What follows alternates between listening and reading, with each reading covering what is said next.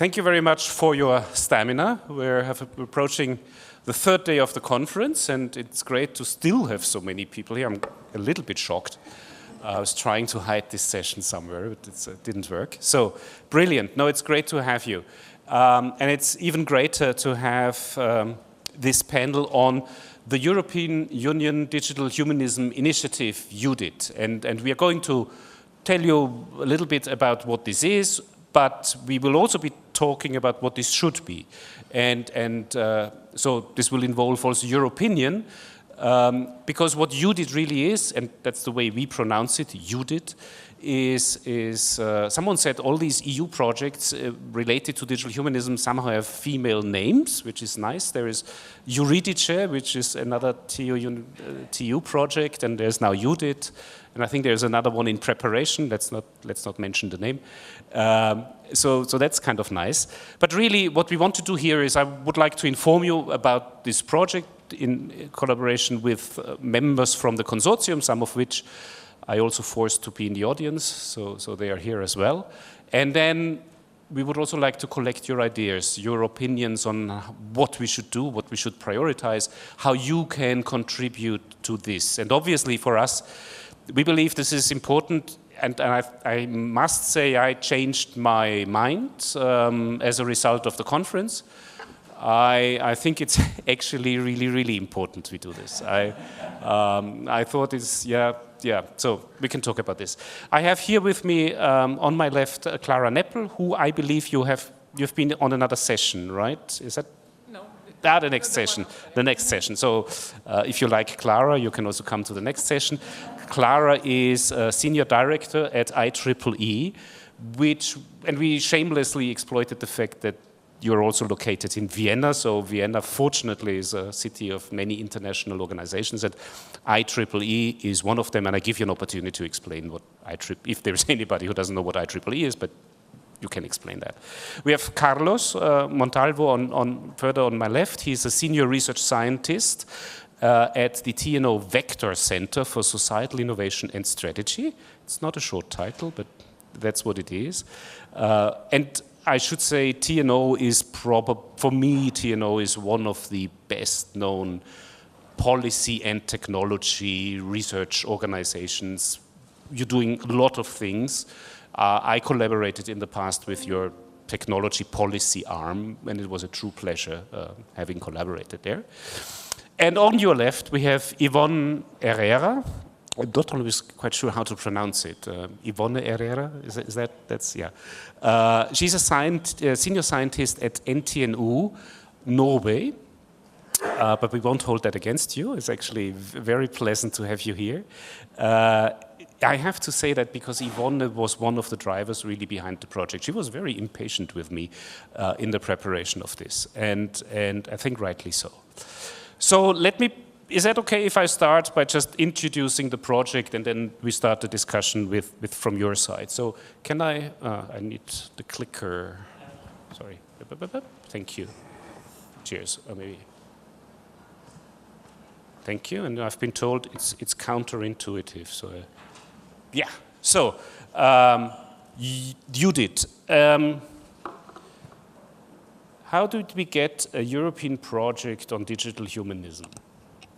And although I'm not going to tell you all the secrets, but I will tell you that, of course, in this case, we strongly suggested to the European Commission that we need such a project before they called for it. So it was a case where we did lobby. I frankly admit that the Commission, that we need a call for European projects. And it took a very long time. So I think we did this already 2 years ago, and then there was a call, and there was no project selected, and then there was another call. So this was not a straightforward thing. Also because the European Commission tends to have their own ideas, and they not always fully resonate with what we wanted. So anyway, now we have this project, and this is fantastic because it's an opportunity to collaborate with great institutions and to leverage what we have been doing in the past here in Vienna, but already at the international level with so many partners to the European level. And now I need to stand up. So here is the who of it, and some of the partners have already been introduced. So I will be running this as a coordinator. TU Vienna is one of the bigger partners, both budget-wise and in terms of number of people. Then the Bavarian Academy of Science BIT Institute. I think you have seen Klaus. Klaus, where are you? Here's Klaus. The Digital Enlightenment Forum, where is Schnaat, is in the back, from still the Netherlands, but I think relocating soon, yes, to Ireland. Not for tax reasons, I hope. We have ID Valley, Identity Valley Research. It's always very difficult for me to explain who and what you are. It's formally a company, but really it's an NGO. Is that? Gemeines, yeah, so, okay. Exactly, that's what it is. We have IEEE, we have KINIT. Who is the partner from KINIT? Yes, a research institute from a country that is really not far away. It's only 50 kilometers from Slovakia. Technalia from Spain. Do we have a partner from Technalia here? Not yet. TNO, NTNU, the University of Torino, and the International Labour Organization, which is a United Nations organization who is an associated partner in this project. So I think that's the rationale behind this consortium composition was to have, on the one hand, the competences in digital humanism, obviously, for example, with the Technical University of Vienna, to have research institutes who do research in this area, such as NTNU or TNO, but also to have policy consultants who can work at the policy level. That would be eutema, my company, and of course TNO as well. With an NGO, I will explain why this NGO for us is in this case really important.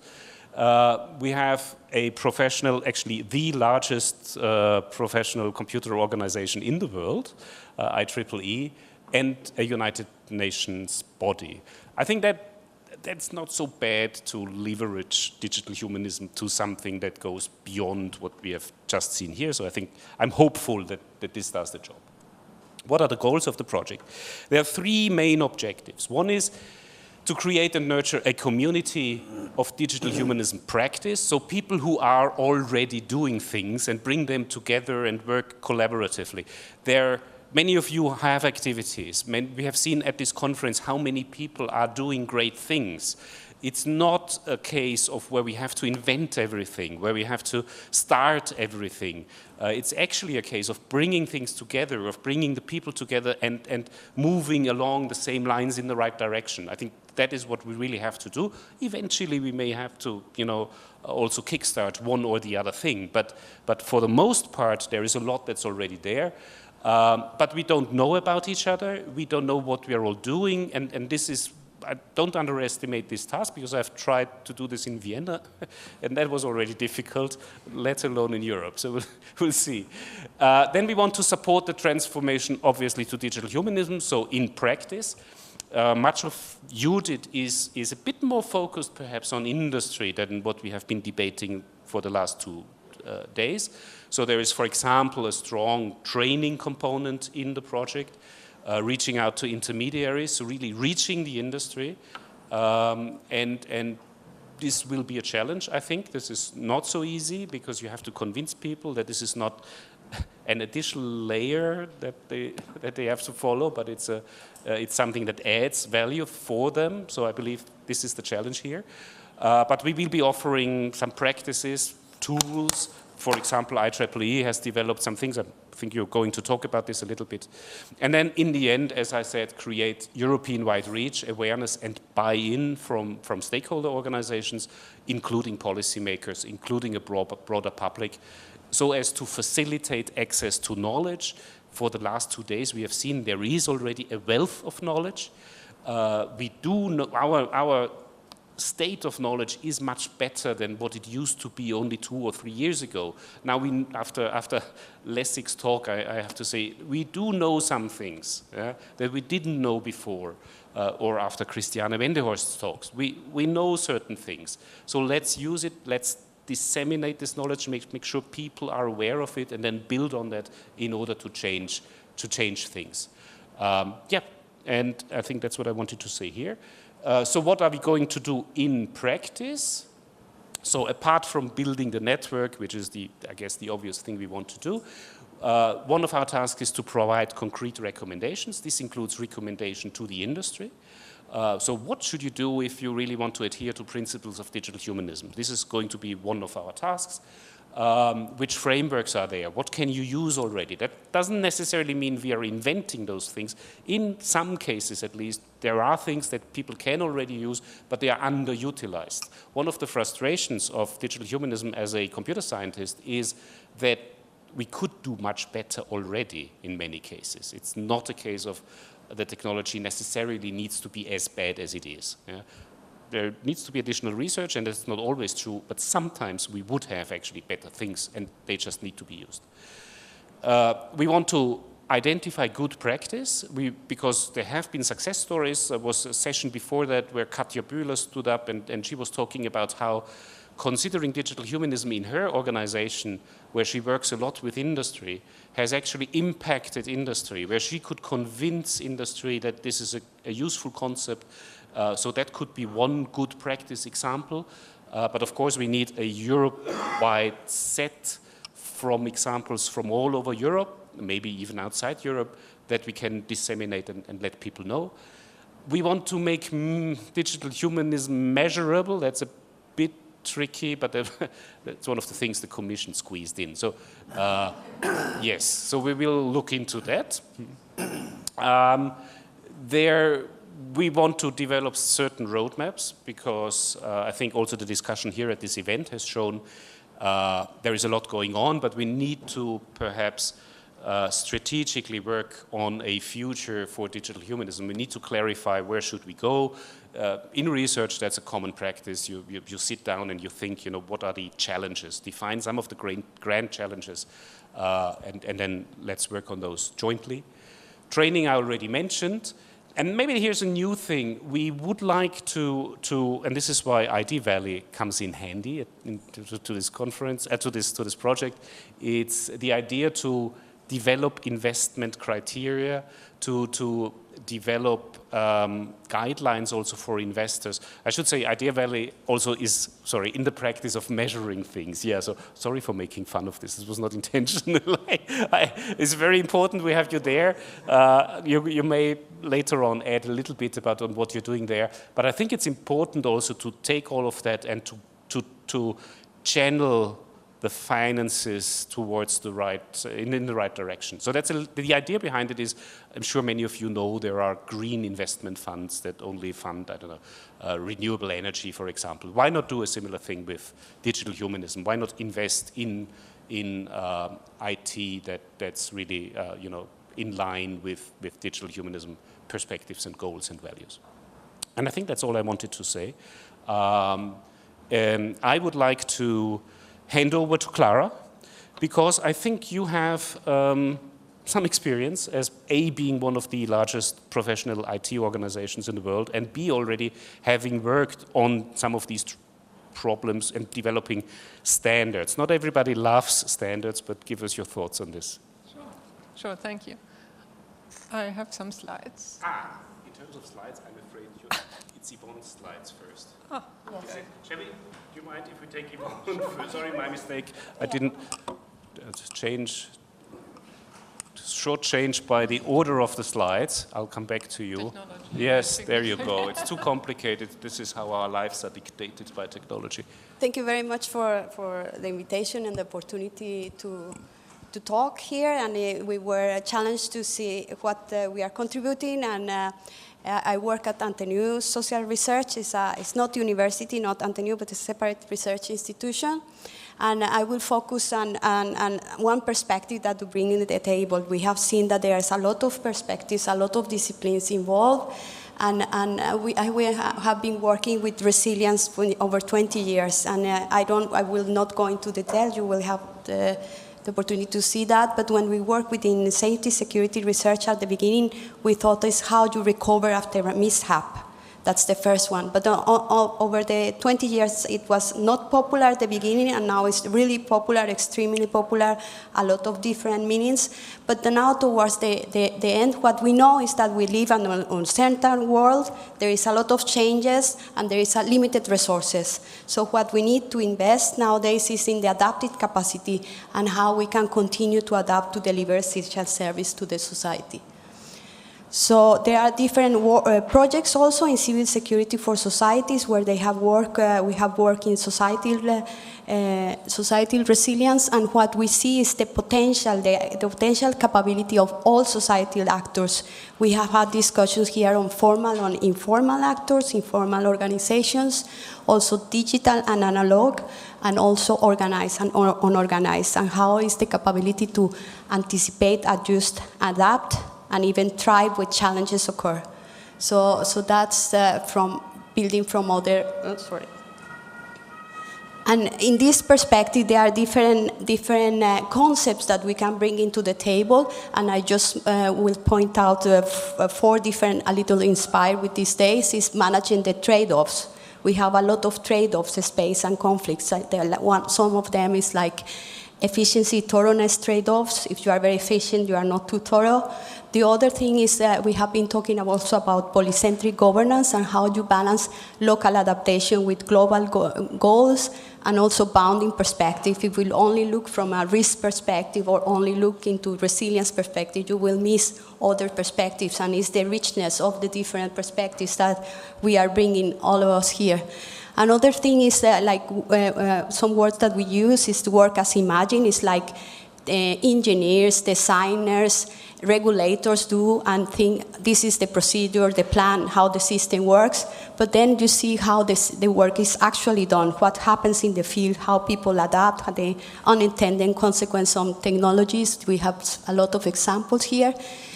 Another thing is the adaptive capacity, how we can adapt an organizational or a system, how the socio-technical system can adapt to continue operations.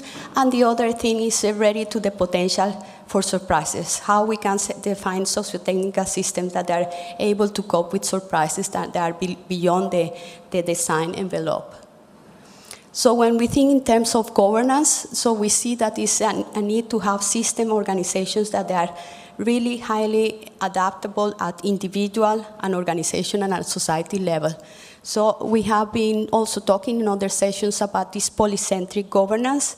The European Commission, the recent documents on strategic documents for security, we have a whole of society approach, an inclusive society, but also whole of government approach, and it's quite difficult because that means that you have to leave the power also to the population. So we need to have informed and bring together the top-down approach with bottom-up approach.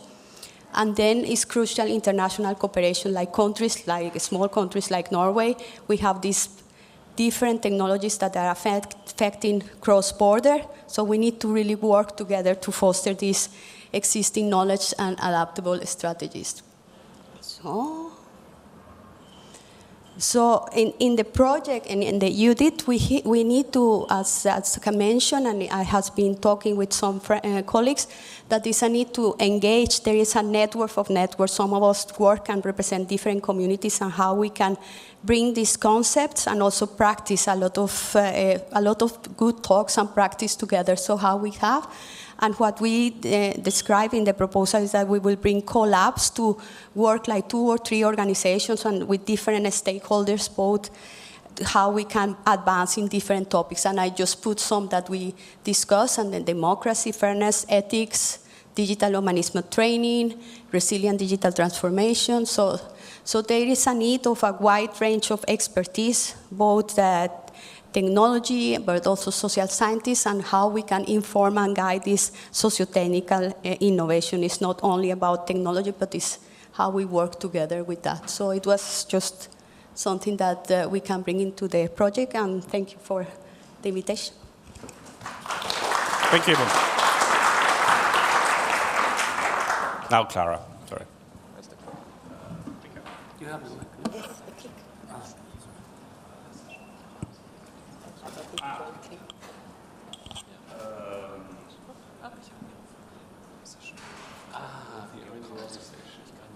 you need them, or can you? It's another. Okay. Okay. Okay. Good. Then I have to do without slides. So thank you for having me here. As mentioned, IEEE is the world's largest technical association, not only digital. So we were founded 140 years ago, among others by Edison, right? So, and he came up with this groundbreaking technology, electricity, and couldn't deal alone with the governance of it. So that's how, it's one of the stories of, of how IEEE started. And I think that we can see already the analogy to our world, like digital. Since then, we have a lot of societies, and indeed the computer society is the biggest one. But we have basically all technologies and individual members that are part of IEEE. So for 500,000 members worldwide. And we are also doing, so I think that the bottom up and top down is very much what we are doing as well, because we have also this, of course, different perspectives from the different members and the different disciplines as well. So we started very early on with the societal and environmental implications of technology. What we call ethically aligned design started 10 years ago. It's really almost incredible, 2015, 2016. That's why the reason I changed from the European Patent Office to IEEE, because I was interested in the social implications of innovation. And just to set us a little bit, and following actually what you just said about where we are right now. So I was 2 weeks ago in San Francisco. And my hotel was in a market street. So I don't know if you've been there. I tried for the very first time a Waymo. So a Waymo is, as you know, the first autonomous actually working with vehicle. I was shocked by how quickly, everybody was like filming 10 seconds and then it felt normal. So it's not, it's actually, the vehicles are real vehicles, they are Jaguars, and you have this thing, but they are actually acting like every other car. So I was struck by that because I remember having seen a picture of the market street in San Francisco 100 years back, 1905, 6. When we had cable cars, electric cars, horses, pedestrians, all moving in every direction. So there was the first, the first cars on the street, and there were no lanes. Everybody could move freely. And I have the impression we are now in the market street in San Francisco right now when it comes to digital, because we still don't have the lanes. We still don't have the driving licenses. We still don't have, the homologation of the cars. We still don't teach our children not to go on the street when there is, a vehicle coming. And I think that's what we want to do in this project as well. We want to build the infrastructure so that actually innovation such as Waymo can happen. And I think that's all. We already discussed a lot about regulation and innovation. This framework includes regulation, but it includes also a lot from bottom up. It includes a lot of training, and it includes a lot of working together, collaboration. And I think that's what we would like to bring to the table. So one way of one instrument of doing this is through standards. And one outcome of this ethically aligned design initiative was in starting social technical standards. So the standards that we are usually developing or have been developing was Wi-Fi, this kind of that we are all using, so very technical standards. And we 10 years ago, very soon saw that we need to take other contextual aspects into consideration. One of the best examples that often actually use standard in use is IEEE 7000 that is used here in Vienna. I have here several representatives that you can talk to. It's value-based engineering. So we discussed, there was a keynote on how to take values into account for digital and how difficult it is, right? Because I'm also a computer scientist. We are not used to think about dignity when we're developing systems, or taking also metrics of success others than performance and profit into account. So how to take into account planet and people. So I think these are the kind of new things that we actually can help being implemented through standards and through education and through certification and so on. So I had a slide with all the different initiatives that we have, but all in one, I think that there are little pieces, right, in this whole framework that we have to build together, some of which we can leverage and some of where we can see what the gaps are and to try to fill this together. Thank you. Thank you, Clara. And my apologies for your slides being in the wrong session. That's what it is, really. So sorry about that. Carlos, maybe you want to tell us a bit about the organization and the contribution to the project as well? Yes, I think, well, you asked me in the meeting we had before to talk about a little bit about the intermediaries of knowledge. I mean, I will mention something about TNO because this basically concerns the type of organization that TNO is. No? And so TNO is a research and technology organization, yeah, which basically is supposed to serve as a link between fundamental knowledge generated in universities to industry. Although we do some fundamental knowledge also, the primary function is to be a knowledge broker. These ones, I mean, in Europe, there are about 350 RTOs.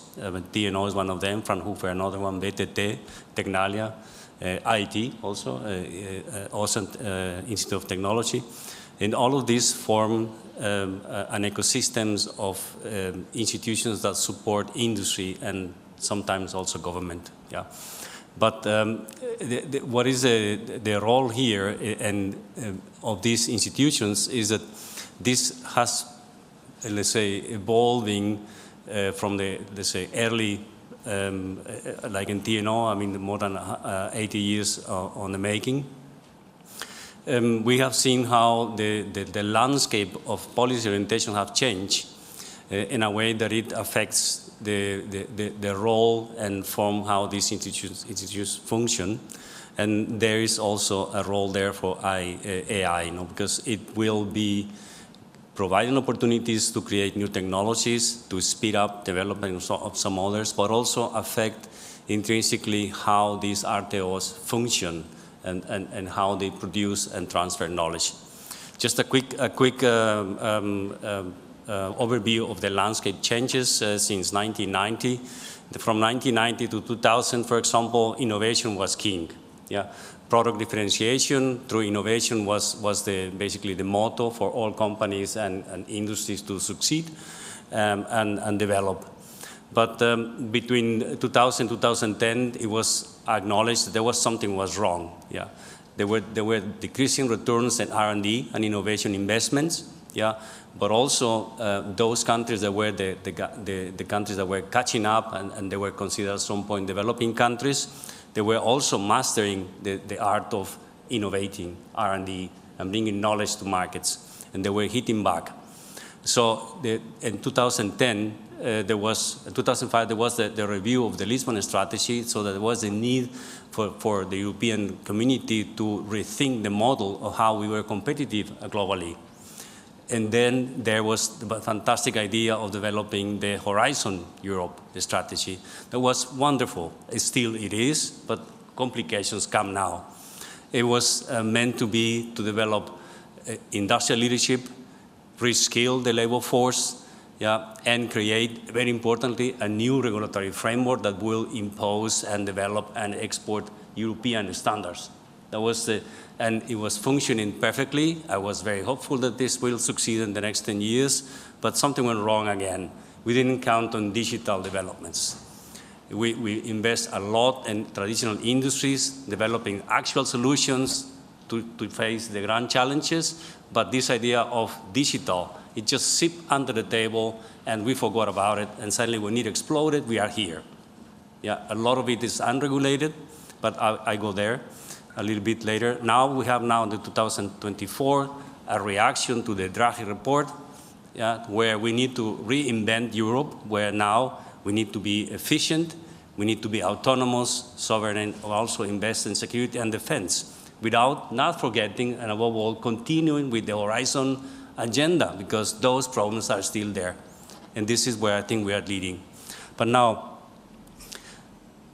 what is, in the project, the role that we have is to make a mapping of the landscape of regulatory initiatives, but also policy initiatives that are affecting digital humanism.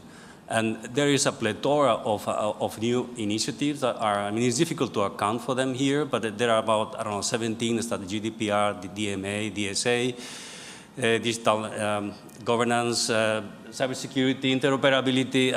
If you're a company or an institution that need to deal with this regulation, it will be amazing how we will cope with it. So some streamlining is needed. But these regulatory frameworks need to be adapted, but also adopted by member states. So how we will assess impact, this is one of the challenges in this project, how we account for what initiatives are there, but also the impacts, is not only individual initiatives, but also across sectors and across technologies, and the reflection of how technology will come, i.e. AI will come to affect these processes. And that one last reflection is that what we see in the role of intermediaries now is that, for example, generative AI, which is one type of AI, can do a lot of the work that normal researchers do. Yeah? Now, reviews and synthesis and the state of the art can be done really quickly, but also hypothesis generation, methodologies design, publishing, etc. But now, the problem there is that there are risks also over the opaque nature of how these models produce the results. Something even more critical is the potential over-reliance in these models, diminishing our critical capacity, some legal implications, and above all, the bias and quality assurance. And this one, I think I want to finish with this note. This is where the role of scientists and intermediaries is affected, yeah, because now what is our role? It's just checking what the machine does, or is guiding the machine. But even more, as innovation processes are faster, speedier, and more efficient, it seems like R&D innovation can become a commodity, which was happening already in the past. So sometimes we can't compete in contracts based on price, not on quality. So this is possibly that will be intensified. No? So I leave it here as a how do you say, provocation for all of you. You have questions. Many thanks. Thank you so much. Is there an immediate need to react or questions from the audience or contributions from, yes. Do we have a mic, another mic? Yep. Thank you. Thank you very much, and congratulations for having gotten this initiative through the EU Commission. It doesn't come to me as a surprise that they want benchmarkers from you, because the EU Council just on 23rd May adopted a conclusion according to which the Commission has to elaborate benchmarkers inter alia on the basis of, quote, digital humanism, unquote, with the assistance of member states. So that would be my contribution, and my question is, as a representative of a member state of the European Union, what role do you envisage for member states like Austria? Thank you very much. So that is that is a very good question in terms of how to set up the project also vis-a-vis our member states in our respective countries. So for the case of Austria, I can say that fortunately we have not only your support, I should say, which was very helpful already in the past, but we also have the support of the Ministry of Innovation.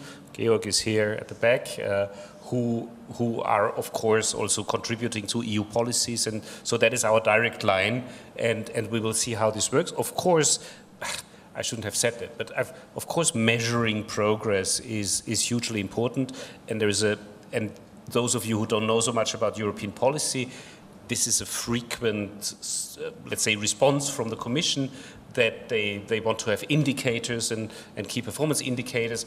And the only reason why I was a bit hesitant is because we have in the last 3 days seen how complex digital humanism is. But it's not to say that making it measurable is a bad idea. That's not at all. Yeah, I think this is a good idea because at the end of the day, you want to measure progress, you want to see where you're going, and of course, the hope is that we can do this at member state level. So, but there is a question to be asked about the entity. Is it the firm? Is it the economy? Is it the country? And I probably should leave it to ID Valley to maybe you want to say something about what you have been doing in this realm on the indicators, because I think that would actually be a partial response to that. Yes, anyways, I wanted to weigh in a bit. Firstly, I agree to your initial reaction to measuring digital humanism, which does not make a lot of sense if you look at it like because it's an academic discipline. But my organization started out from the idea that this digital world is getting more and more complex, and we need to try to bridge the gap between academia, between legislation, and also the member states and industry, because we have to talk their language in a way. And this is why we thought we need to find ways to give industry a way to get better, for example, to really to show them the way. And this is how they work. They work by increasing performance indicators, and this is why basically our philosophy of change hinges a bit on this measurability. And so I think it makes sense in this way to think about it. And yeah, this is what we are bringing also a bit to the project, because we have worked on this for the past 2-3 years, doing research on how to do it, and without raising the expectations too high. I think we did a lot of the error part in trial and error. So as you said, I think the hard part is really to find legitimate and meaningful indicators, because a lot of them are context dependent and they won't work in different scenarios. So I'm really looking forward to the project, because I think it needs a lot of perspectives on this to really make this meaningful, and this is just to underpin that this is actually to make it work well. The measurement is a very, very large task that I hope we can tackle at least partly in the project. You want to give one example of an indicator? This also depends on, are we looking at an organization or a product, for example, but I don't know, if you're training if you have at least training for your staff in cybersecurity, for example. Some are not doing this, some do this very, and there you also have the problem, how do you quantify that? Is it a 0, 1, or are there different, yeah. Can I just add that digital humanism is not an academic discipline? I mean, it's not an academic. I said this not yet. To Helga Novotny, no, but and, I'll never say it again. So definitely not yet. Yeah. We have Anna Bohn over there, and then thank you. And then you wanted to say something? Go ahead, Clara. Maybe just respond, and then Anna. Okay. Yes, I would just I think that we already had a first discussion. So we agree that we have to have the different levels, right? On the system level, even on the data level, the data sets needs to be also have an indicator, because we have more and more synthetic data actually. So you need to have some quality metrics on the data sets as well. To the organizational level, and then, of course, as you just mentioned, to the nation level and so on. The OECD is doing quite a lot of work there. What we see also that from industry, so we have a first specification together with VDE, the German Freien Deutsche Ingenieure and with French stakeholders to put together a first draft of what we, for the system level assessment, and to have not as 0 or 1, as you just said, but really a range. And it seems that the industry also needs this, because there is a big uncertainty about what is going to be measured, what is important, in which context, and so on. So I think that we need it also, and we have to have maybe different indicators depending on where it's going to be used. Thank you. Anna? Okay, about metrics, I would suggest indeed training, so number of people trained in digital humanism. And we have Erich mentioned it already, the Eudhit project, which is basically in the Digital Europe program. This program from the EU wants to train basically on digital skills. So they have the KPI, the number of people trained in digital skills, and they see it very technical. So they see people trained on AI, people trained on cybersecurity, people trained on blockchain technology, etc. They have a list of technologies that they want 20 million European citizens to be trained by 2030. And we submitted this proposal much more with a digital humanism perspective in education, and that's what we want to achieve. So, well, I don't know by coincidence, but we won the project, although it was not totally digital skills, it was more digital humanism education. And we are now starting to train. We have set up a master in digital society and global citizenship. And I think that the metric that we can add to this is really by training as many people as possible in digital humanism education, although we have still to design that education and find out what is really digital humanism education. Because it's new. Ivonne, and then I think there was one question back there, and then it's George. So I mentioned that we have a lot of networks. There is the EXO, the network on cybersecurity, and cybersecurity was evolving very rapidly, more than the regulation. And what they did is establish a seal of excellence. So my point is that maybe we don't need to jump into indicators, but what we need to want to achieve as a community, but they are seeing what others are doing, and this seal of excellence is also for many companies and products, so it's an alternative measure. Yeah, thank you. Great project. Small question. Do you see any opportunities for maybe in the future having digital or technological artifacts that you call built by digital humanism? Because now I see a lot of standards, and I'm myself also active there, and I'm all the time wondering how can we materialize this, and especially when I hear the TNO story about industrial strategies and stuff like that, where do you see the main opportunities for really building artifacts? Yeah. Not a critical question. No, fantastic. I'll answer that after George's question.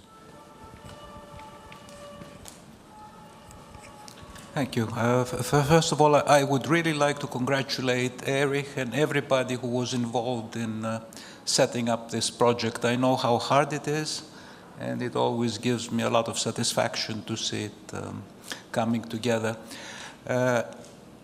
You said that it started quite long ago, the first idea, and then it had its path until it came to be approved. And yet, if you look at the, I think, April 8 communication of the European Commission on the AI continent, it is very much at the very center of it. So somehow the original concept was valid, and it stood the test of time. And the second comment I want to make is that since you made the analogy with the green initiative, there's a lot to be learned from that, including with the indicators, because at the beginning, in the early days, it was also a struggle to define metrics, define indicators that would gain acceptance. But at the end, it worked. And the second thing, which I think is important, I mean, in seeing the slide you put up, Erich, about industry picking up practices that are, how shall I put it, to get a cue from the last intervention, that have a digital humanism seal of approval. It also, in the Green Initiative, it worked the other way. In other words, it was discovered that especially many new innovative companies, they themselves initiated practices that were green because they wanted to. Huh? So it was not, and that helped the movement because then they could take those and promote them as good practices to others. Thank you. Thank you very much, George. And I think that partially answers the other question about digital humanism products. So I don't think we understand this as there is a digital humanist product, although I wouldn't exclude the possibility, actually, because many people here at this conference talk to me about even IT products, and I think there are some which could be probably called that, but it's more like this green idea. It's an idea that expresses and tries to summarize and channel in very few concepts a relatively broad and complex idea of what I always call the good life digital. And then anything that supports that reasonably and in line also with other values such as environmental values and non-human centric and societal values, then this would get kind of a label. But of course at the same time we have to be really careful, and I think we are all aware of that such labels can be misused, and then it becomes all simplified, and there's greenwashing and ethics washing. So it's not so easy, but that shouldn't stop us from trying, I believe. Is there anything that someone wants to add? Maybe Clara. Yeah. I think one of the things that we definitely should have is really a collection of use cases, because what we see is even those companies that are, as you said, they would like to do something along these lines, they say, where do I start? Mm-hmm. So do I start at the data level? Do I start with skills? Do I start with, and I think that these use cases and best practices would be really something which is desperately needed. And of course, a lot is also on compliance with all the regulations, the AI Act, Data Act, and so on. But really, as you just said, there are also companies that want to make of these values a value proposition and start doing that, and I think that could be very good use cases. And maybe if I can add to that, I think there is a potential danger here, and that is that of course it's a use case, it's a good practice, but it's probably not a case of best practice. It's not the perfect practice. And here, this is my interpretation of digital humanism, but other people have other ideas. It depends on where you come from, whether you're looking for a perfect solution, and then you will be very critical of whatever we do and put out there, or whether you are starting from where we are and say, look, please, let's make things better, and even if it's an incremental advantage, let's accept that. And it's like in the green world, I believe. You know, we are not there yet, but we know there are better and worse solutions. And I think that's what we, at least from my understanding, should be doing. But there are other people who are much stricter, also in Vienna, and who keep bashing us for not looking for the perfect solutions. And I like that. I think having these critics is good and important. But my personal approach would be more incremental. Christoph. Thank you so much. I'd like to address a danger in this context. And I would like to compare it with the circular economy. You know, the circular economy has biological cycles and technical cycles. The discussion has become so super technical that we lost track more or less of the large audience, the public, and we don't create enough positive narratives in this regards. So it becomes a super technical thing. And I would really compare this with digital humanism. It's of course necessary to do it on the technical side sound and properly. But on the other hand, we never lose sight of the need for fantastic narratives in this regard, also addressing a large audience. Thanks, Christoph. This is, I'm glad that actually in this project we have a task on just good practices and trying to do precisely that, for which we need your help as well. We are really looking for such good practices. We want to collect cases. We only promised 10. We have been very careful. But I have no problem of delivering 100 if we can find them. Did you want to say something, Carlos? Yes, it's along what the comment that you just made. I think that there is another risk also with it. I remember, I mean, working at TNO, I had given the opportunity to move across topics and across technologies. Long time ago, we worked a lot in eco-innovation, circular economy, but also we moved to automated mobility and I don't know, the metaverse and now the more current topics and themes and technology. But something that struck me yesterday and the day before in the rhetoric that has been used in digital humanism and linked to artificial intelligence is this idea of denouncing what the technology is doing, what the opportunities offers, what are the risks, but the actual practices, yeah, and how you guide it and how you intervene, that lacks an actual realization of projects and impacts. No? And the circular economy is something that has a great discourse, but little, and the advances is really marginal. What we see in digital technologies is the opposite. There is little discussion in some spheres, and the advances are muscular, really, really huge. So I think we need to find a balance there. Thank you. Ivonne wants to add something, and then I would like to hear from the audience what you think we should be doing. What is it for you that would make a European initiative a success on digital humanism? Yeah. No, but I think that your input is quite important because we were talking about inclusive societies and a whole society approach. So I think the cases and the narratives should cover a wide spectrum on things, can be successful or unsuccessful, but that how we address digital humanism.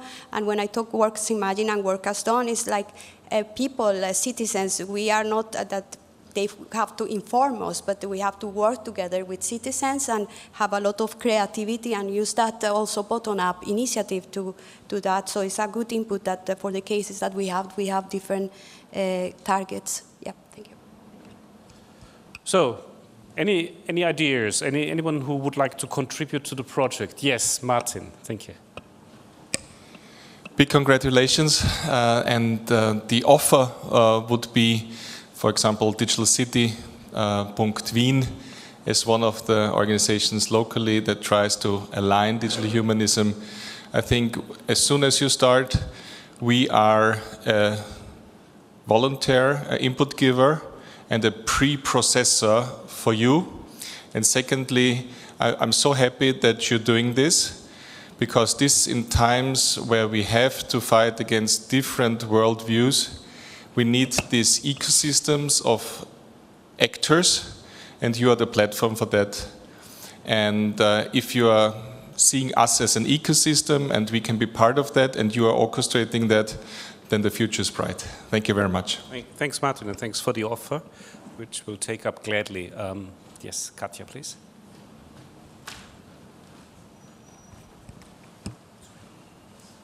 Yeah, first of all, I find it really important to give hands-on use cases to industry, yeah, because, and even if that are small, obvious steps, it's so important to discuss ethical consequences. For instance, if someone comes to you, I mean, we are a research center, so industry comes to us, asks for something, and we say, hey, yeah, did you think about this or that? And I think this discussion is very important, and also bringing that through the project to the broader public and to the industrial stakeholders to understand that. And then we discussed just on Monday, I think, so a bit about science, yeah, and the use of AI in science. And this is something I missed a bit here, yeah, so we are also consumers of AI, and science is currently in an extreme transformation, the way how we are doing science. And there are lots of threats, yeah, in the way we are looking for papers, in the way we assess papers. We get papers summarized by AI, and who knows what's in there. So there are reviews even done by AI illegally, yeah, but I experience that very often now, being associate editor somewhere, or even reviewing by myself, seeing other reviews. So I think this is also something where a lot of education is necessary for the upcoming generation of scientists. Also, sometimes by non-computer scientists, the use of AI, for instance, in the life sciences, I get sometimes papers to review where I just say, oh, I mean, the sometimes naive application of AI tools. And I think here we have still a lot of stuff to do, because this is, I think, influencing the quality of science output in the future. Thanks, Katja. And the fact that the European Council has put this in the Council regulation, actually, digital humanism in the Council regulation on AI and science, I think is really important in this context. It gives us a reason to talk about this and also take it up in the project. Oops, 1, 2, 3. Sorry. Thank you. So what I think is really important is to promote this initiative among a very young audience, so people who are graduating from university, or maybe even a younger audience, because we heard in all the panels so far how these big tech entrepreneurs in the US are becoming a status symbol for many young people that are not sure who to choose as their role models. And so they're turning to these people to identify them with status, with innovation, with technical rebellion in a sense. And I think what this downplays is that also often these people have received funding from the US government. They are building on state money and state initiatives, but they are acting as if they did it all on their own with a lone wolf frame or like story about themselves. So I think it is really important to highlight the working together of state and universities between younger and older people, to counter this narrative of the tech entrepreneur as the big goal. Thanks. There's some pretty good work on this, on the Silicon Valley narratives, and I was recently teaching in a school to 14-year-olds, and I was quite surprised that they hated Elon Musk, and I did positively surprised me. I still don't know why, but I thought that wasn't so bad. So there's hope. Yes, please. Yes, thank you. So I think yesterday there was also a session here, and also there was a question asked, what should we do? And I didn't have an opportunity to say my ideas, so I will use this space today. I'm really being very impressed by the Christiana's keynote yesterday, and I think I haven't seen that on the screen. I think that's really a challenge to shape a narrative. And to shape a narrative, and this is how actually you can change what people are thinking and what people do want. People do not know what they want actually, but you have to suggest them something, and we have to suggest them something, and this can be, we cannot suggest people a roadmap and even measurements, but we can suggest them kind of a narrative. But speaking of measurements and monitoring, which resonates me very well, very strongly, I think that's very, very important. And we could also think of addressing people and engaging civil society and civil science, yes, into monitoring of the processes. Like people are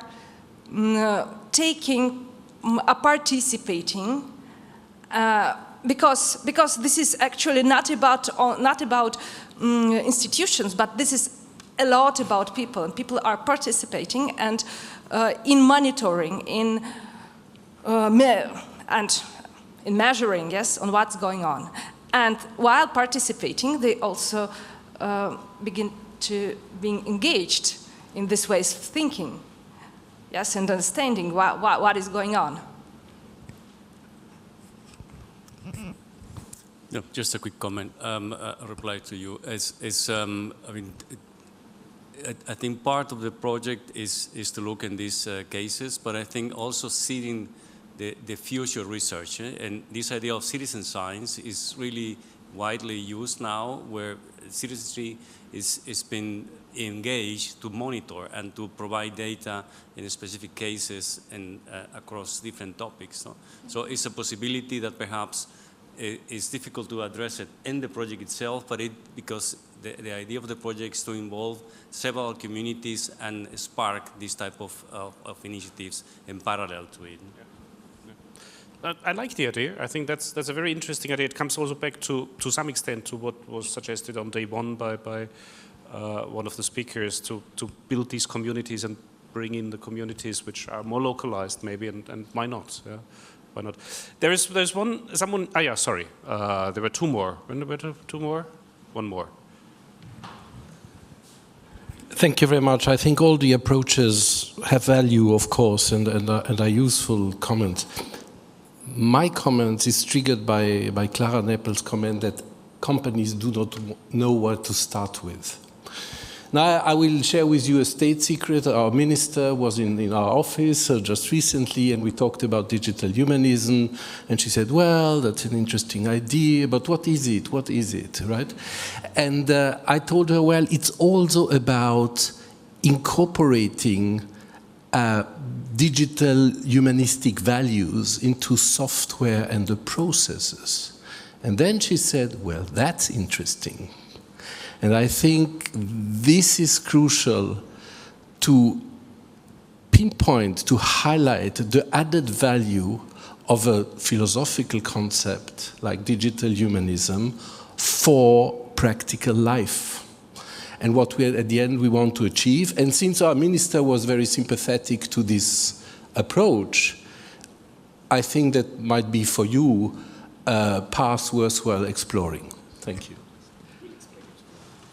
Yeah, just to react, I absolutely agree with you. I try to explain this also to some stakeholders in the US. Digital humanism data, digital humans. That's interesting, because it's agents, so we can replace our workforce. So we have to be really very clear about what we want to do, and also on the narrative side to be also positive what we can bring, because humanism has brought a lot of flourishing for humanity, and I think that's very important.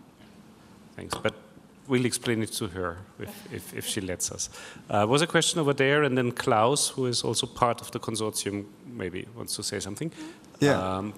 You got it, Michael. Yeah, thank you. I just wanted to chime in because for me personally, the biggest takeaway of the conference was actually yesterday, where we had two great sessions. So we had the keynote of Ms. Wenderhorst, which ended with the question, do you feel Meta is any more restrained today than they were 10 years back? And most people said no, but she said, well, but your local sports club, they don't run a newsletter anymore because they are afraid of data protection issues.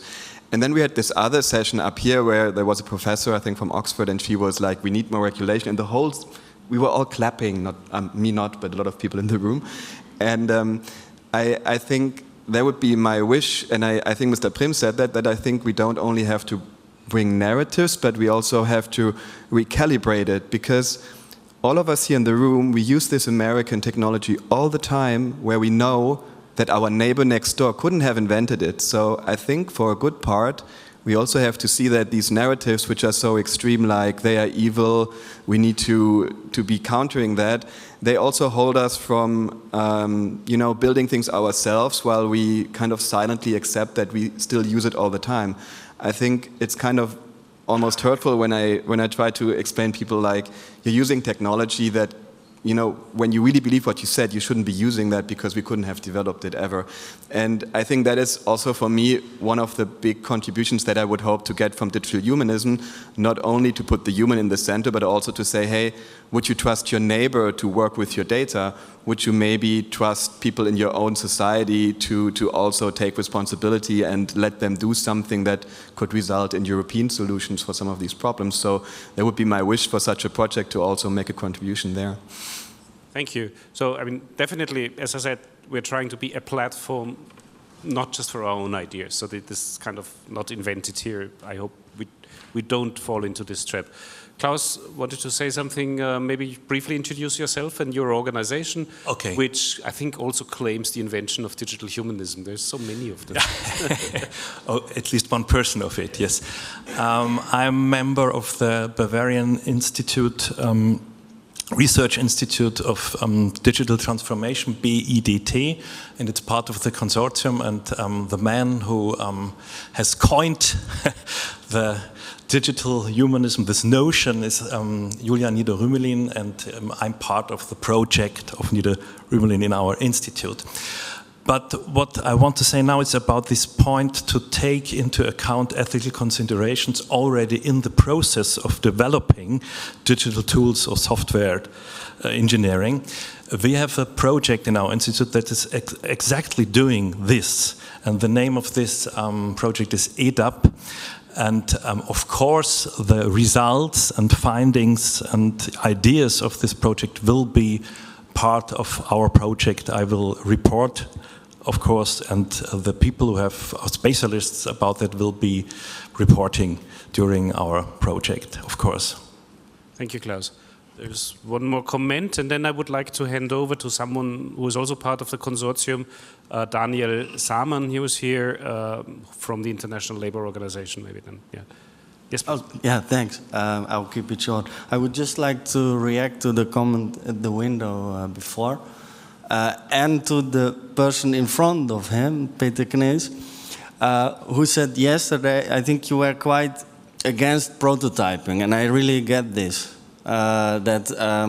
ChatGPT. Yeah, but don't we have to kind of accept that if we want to build digital humanism, we actually have to really up the game in prototyping ourselves and build a lot of digital humanism prototypes, basically? Would you be against this?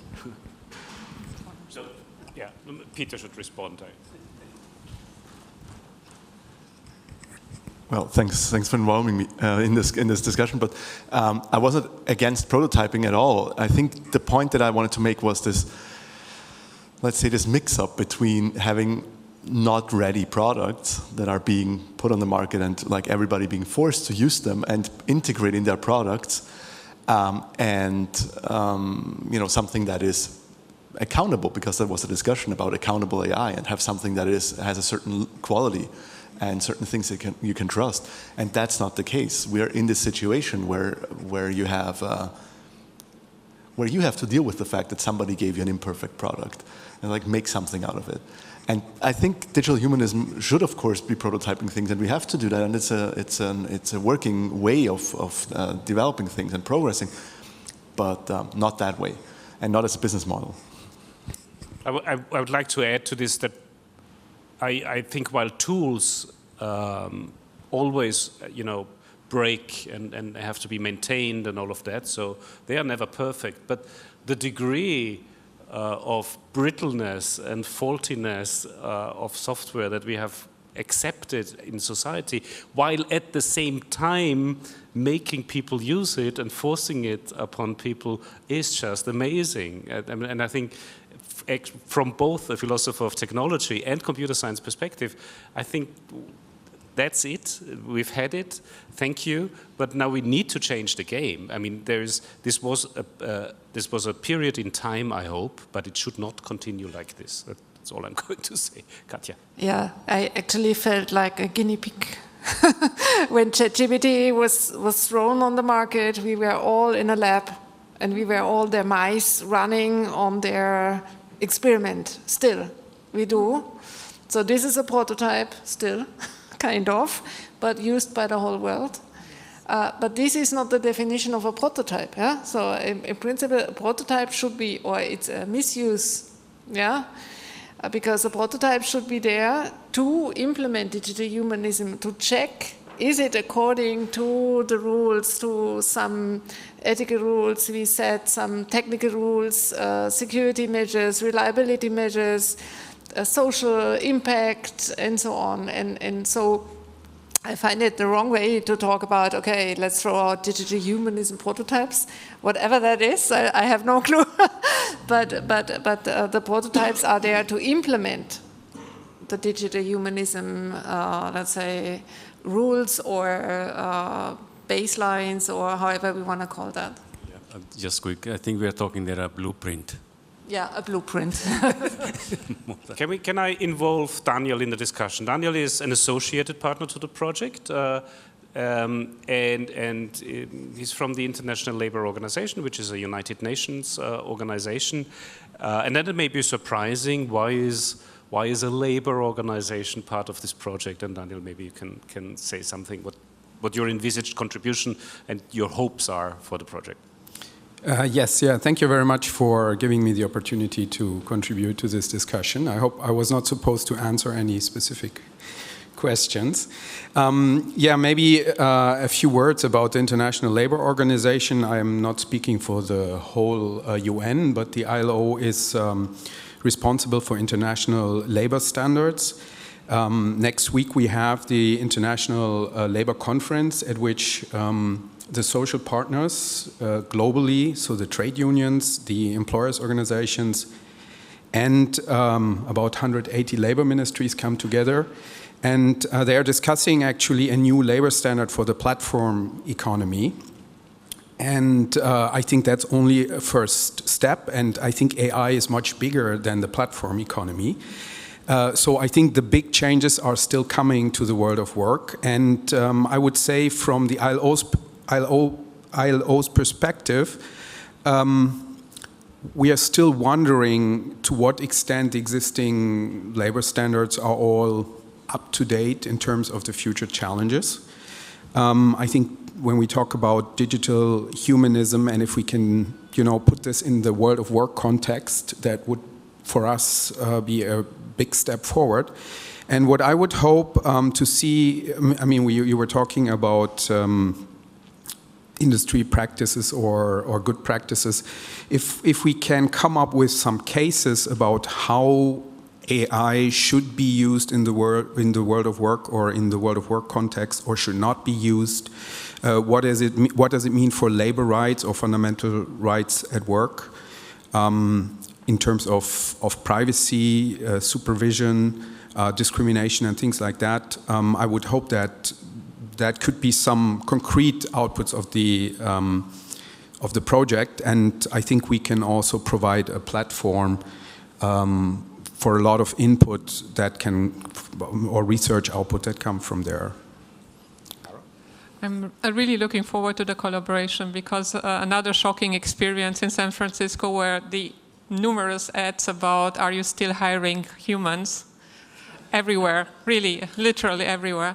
And really also in my discussions, absolutely without any thinking of what impact it would make for society. So I think that we have to think also about those that are employed, but also all the others that will not be employed, because they were discussing about completely virtual organizations and companies as well, with one supervisor or what.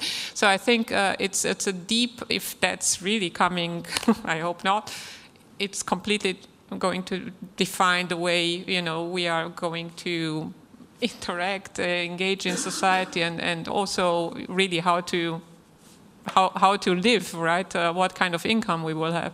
So yes, I think that's a very important part. Yeah. I'd like to add that within digital humanism, also at this conference, we have not been debating the impact on work so much. Yeah? Although I think for most of us it's kind of clear that this is really what we're talking about, but we have perhaps been sometimes on a slightly too high level, and there was an argument today being made for putting all of this in context, and the context of work, of labor, is, I think, immensely important. And there, I think we need to put more energy. So I hope we can foster that. Stefan Woltran from the Technical University is, of course, another partner in the project. Stefan. Yeah, thanks, Erich. So my first sentence I can now skip. I want to come back to one thing now, since we are talking about the goals and maybe tasks we should do in this project. And Erich, you mentioned in the very beginning that it was already not trivial to build up the network in Vienna, not talking about Austria. And I think this is, we should have this in the focus, to really extend and build up the network, and this is not a trivial task. And why is it important? In Europe, we have many different players who follow our goals.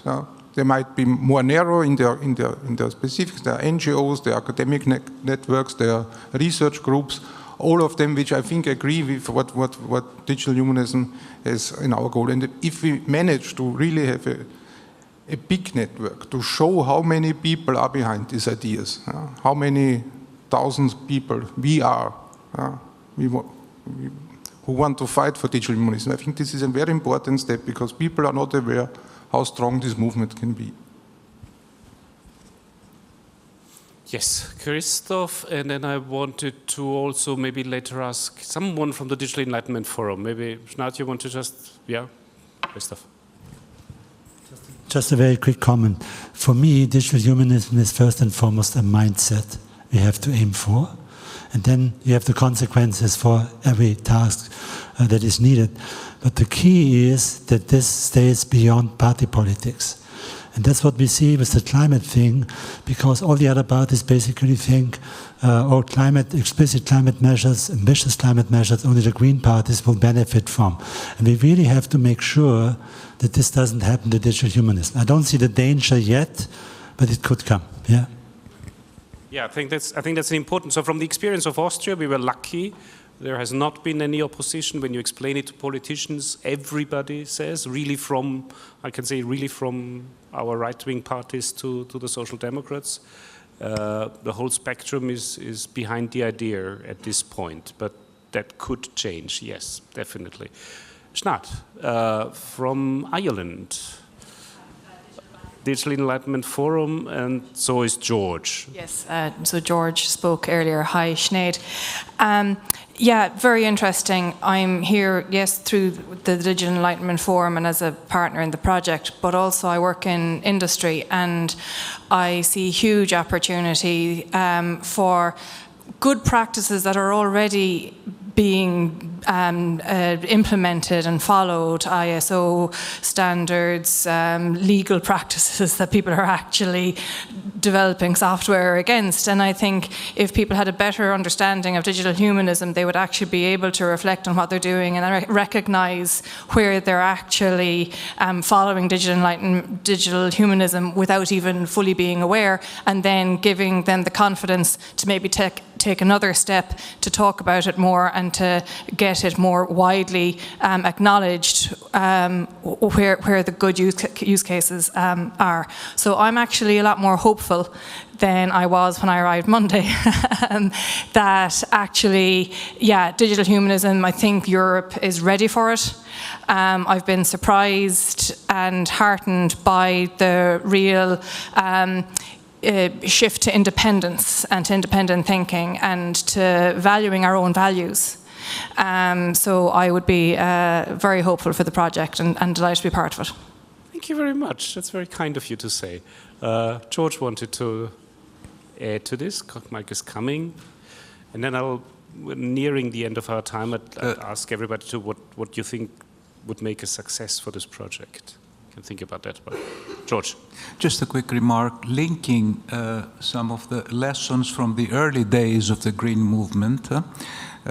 For example, identifying practices, not even necessarily good or promising practices at an early stage, and then linking them together, which ties with what Stefan said. I mean, there's a lot of digital humanism out there, which is not labeled as such.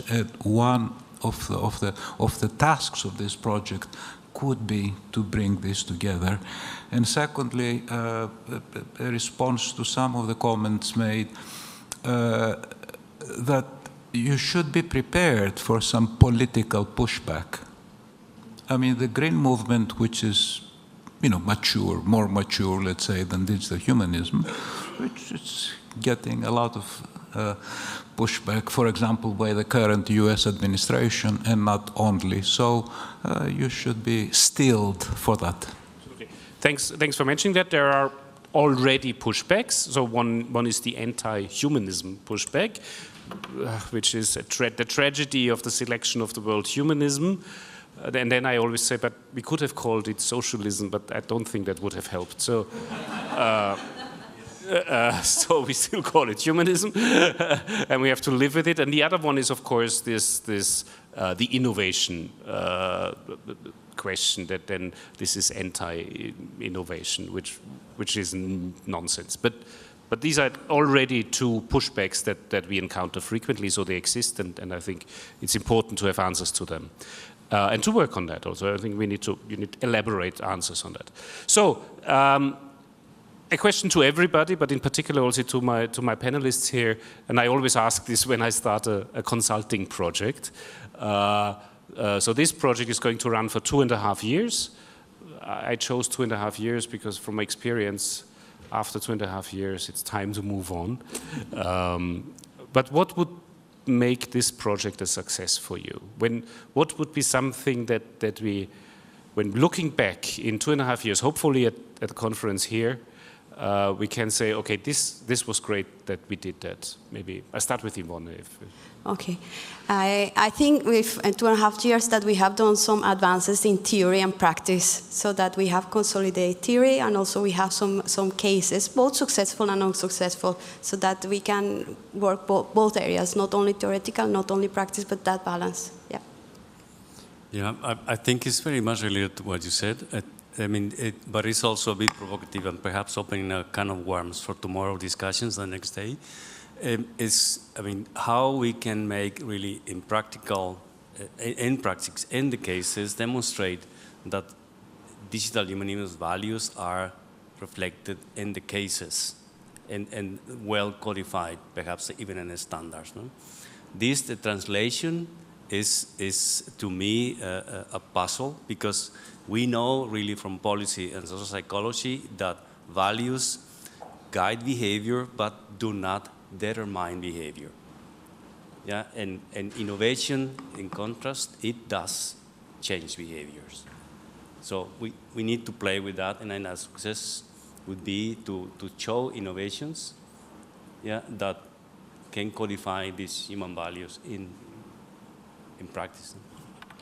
And I very much agree on it. So I really like saying, having a positive narrative. So really from values to value proposition. So really having something, an innovation which is in alignment of humanistic values. And I would include also the environment, by the way, because I think that's very important. And really, provide a practical framework, which, as I said, could be some good practices, could be some use cases, but could be also some standards, but also a community. I think that's mostly. So I think that we all see now these different projects. It's important that we create a sense of, we want the same thing together. So I think that would be also very, and globally, if possible. Thank you. Thank you. Anybody else, before I tell you what I think would make this a success? Any proposals of what would it make a success for you? When would the European Digital Humanism Initiative be a success for some of you? Anybody? Yes. Thank you. Because we still have like 2 or 3 minutes. So. Hi everyone, I'm Irene Kitsara and I work with Clara at the IEEE Vienna office. For me personally, I think it would be clarity, because there's so much confusion, not just around what does digital humanism mean, how does it relate to needs, but in relation to other notions and terminology and changing terminology. So I think if we look at the end users, I think achieving this clarity with specific measures and metrics, of course, that I think would be a success. Thank you very much. It sounded much nicer when you said it compared to when Tim Crane asked for philosophical clarity yesterday. I was a bit worried, but Anna. Yeah, I think that we want to influence policy and maybe at the highest level. So if we achieve in 2.5 years that the European Union adopts it for the digital decade policy, that digital humanism is also included, that would be a great success. Digital humanist decade, all right. Easy. Katja. I also want to add the other side, not only the policymakers, but also if you are capable to establish digital humanism as a grassroots movement at universities, at the new generation, which is coming up, building the new software, doing the research, and being the next managers and developers in high-tech companies, then you won. Thank you, Katja. All right, then, let's not elaborate this any further. I think we have enough input and things to do for the next 2.5 years, some of which are, I believe, really, really good messages. Thanks for that. I'd like to thank the consortium already for being here today. This wasn't so easy to set up because it was everything going on at the same time. So my personal objective for the next 2.5 years is, of course, finding answers, and I mean both theoretical answers, but also practical implementations of answers, so to speak, for what is the good digital life. What does that mean, and what is it in the end? And that's what I'm looking for. And that's what will guide me through this project. So thank you very much for being here. Let me just very briefly thank everybody and our speakers, and not just the speakers, but the whole consortium. Yeah, we can have a little applause for our speakers here. Thank you.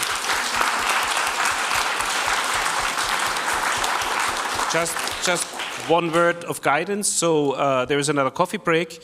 Here in this room, there will be the AI and democracy workshop, From Values to Action, which is actually what we just discussed. So I think that's going to continue this. In the Oval Hall, there's going to be the panel on teaching digital humanism. I know there's a lot of you who are involved in that. And also implementing digital humanism in practice, but from a more industry side, is going to be in the main hall.